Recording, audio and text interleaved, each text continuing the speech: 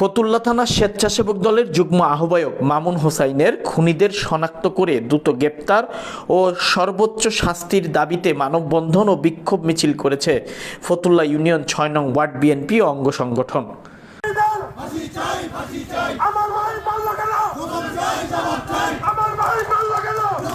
জবাব চাই। আওয়ামী লীগের সন্ত্রাসীদের ৮ ফেব্রুয়ারি শনিবার বিকেলে ফতুল্লার শিবু মার্কেট থেকে ৬ নং ওয়ার্ড বিএনপির যুগ্ম সম্পাদক হাসান ইমাম সম্রাটের নেতৃত্বে বিক্ষোভ মিছিলটি শুরু করে নেতাকর্মীরা। পরে তা কায়েমপুর জেলা পরিষদ হয়ে পুলিশ সুপার কার্যালয়ে এসে শেষ হয়।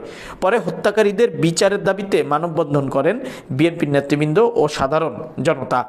মানববন্ধনে খুনিদের সর্বোচ্চ শাস্তির দাবি জানিয়ে ফতুল্লা ইউনিয়ন ৬ নং ওয়ার্ড বিএনপির যুগ্ম সম্পাদক হাসান ইমাম সম্রাট বলেন, জোর দাবি জানাই প্রশাসনের নিকট অতি দ্রুত গ্রেফতার করে অপরাধীদের আইনের আওতায় আনা হোক। মামুন এমন একজন ব্যক্তি ছিল, দুঃসময়ের দলের জন্য ওর অনেক অবদান রয়েছে। সবাই ঐক্যবদ্ধ হয়ে এই নৃশংস হত্যার বিচার চাই। মানববন্ধন ও বিক্ষোভ মিছিলে ফতুল্লা ইউনিয়ন ৬ নং ওয়ার্ড বিএনপির সহসভাপতি শরীফ মাহমুদ, বিএনপি নেতা শুক্কুর, স্বপন, আমির, মামুন, মিজান, উৎসব, হাফিজুল, জাকির সহ অন্যান্য নেতৃবৃন্দ এবং সাধারণ মানুষও অংশগ্রহণ করে।